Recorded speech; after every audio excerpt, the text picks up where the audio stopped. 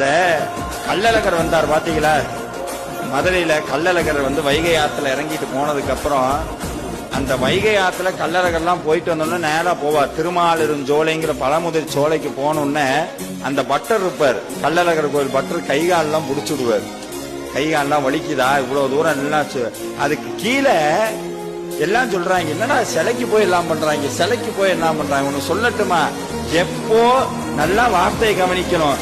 ஒரு எப்போ இந்த வேலுக்குள்ள நமக்கு முருகன் தெரியலையோ, எப்ப சிலைக்குள்ள கடவுள் தெரியலையோ, நமக்குள்ள மனித தன்மை இல்லைன்னு அர்த்தம். அந்த அர்ச்சகர் புடிச்சு விடுறாரு காலை, வலிக்குதா வலிக்குதா வலிக்குதா. தெய்வம் பேசுங்க. சாமிக்கு வந்து நிறைய ஆபரணம்லாம் போட்டு கட்டணும்ல, கண்ட தண்ணி வந்துருச்சு. ஏன்னா அவ்வளவு வெயிட்ட போட்டுட்டோம்னா என்ன பண்றது, தாங்காத உடம்பு அப்படின்னு.